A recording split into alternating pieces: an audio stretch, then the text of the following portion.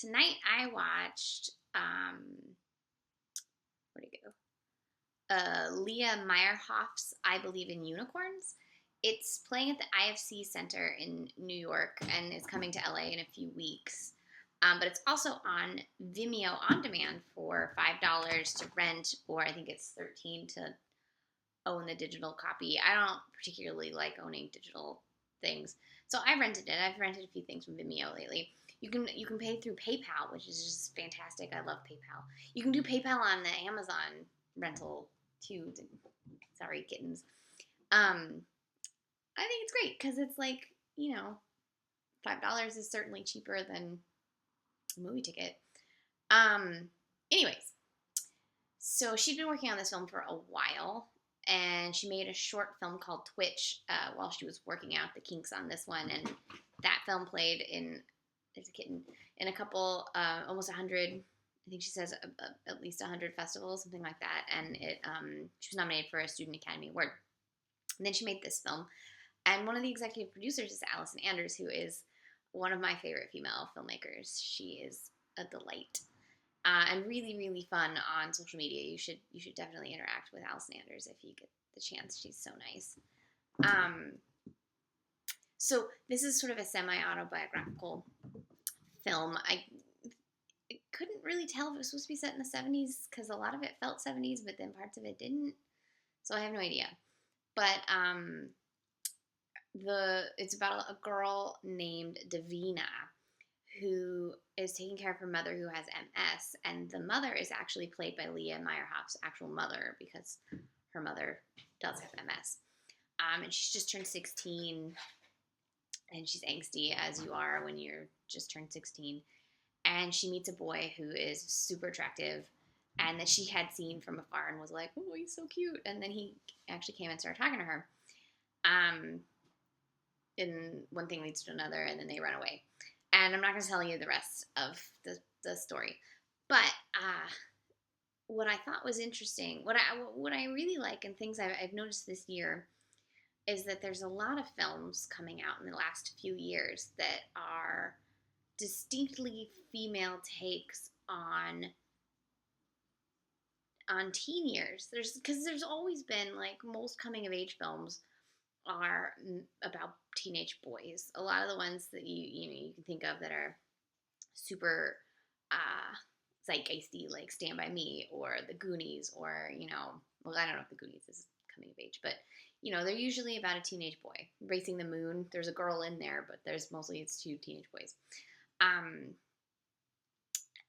if you do have girls, it's usually girls written by men, and so they're not really as terrifying and extraordinary as teenage girls are. And so these movies that I've been watching, like this one and Respire, and It Felt Like Love, and there's another one I watched recently with teenage girls, Gas Food Lodging. Like, they feel like real teenage girls going through real teenage girl angst. Oh, Sisterhood of Night also. And it's just wonderful to see that. And to because cinema's been so masculine for so long, it's really nice to see what is that kitten doing. It's so nice to see so many fresh, distinctly female voices emerging. I just think it's wonderful. And this film is really beautifully shot and feels very feminine, and I mean that as a huge compliment. It's very glittery and like a fairy tale, which is sort of obviously the title. With like twinkle lights and like faded photographs, and it was shot on 16 millimeter, which is just crazy. Super 16 millimeter, like that's just nuts. So it looks beautiful. The actress this is her first role, and she was actually 16 when they filmed it, so they had to abide by like child labor laws, etc., which always makes shooting way more difficult.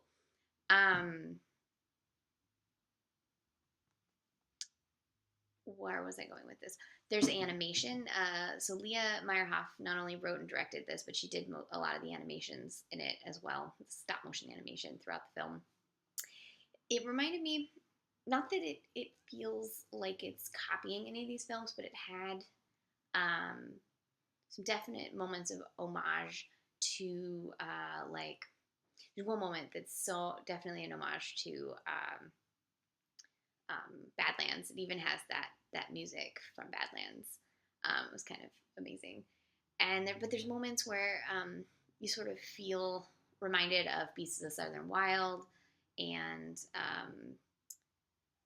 the work of the more whimsical work of Michel Gondry. So, but even to some extent, some of Eternal Sunshine, like um, it's one of those films where you're watching a film the whole time, and I love films like that because film, we have this idea that movies got better when they became more real, and it's like they got different.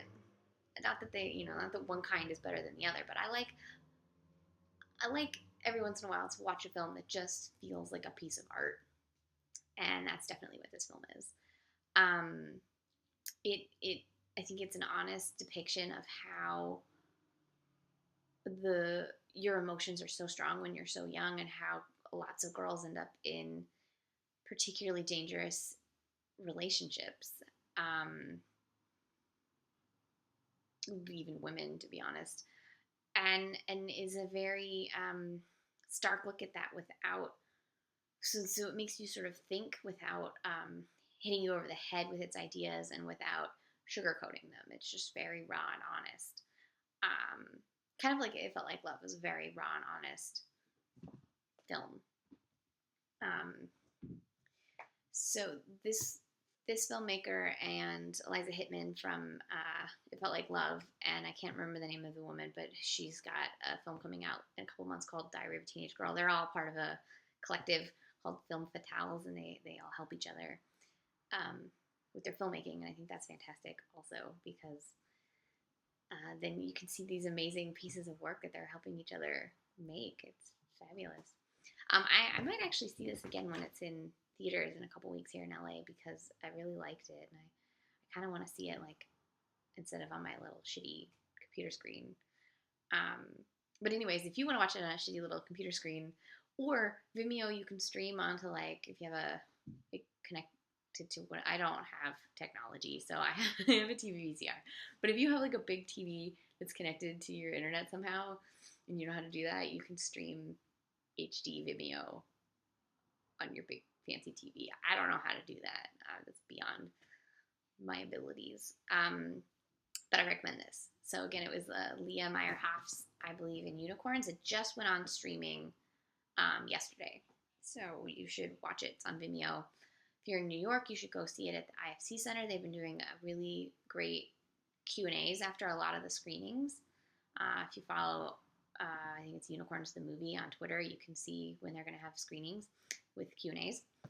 And it's going to be here in LA in a couple weeks. And it is really, really good.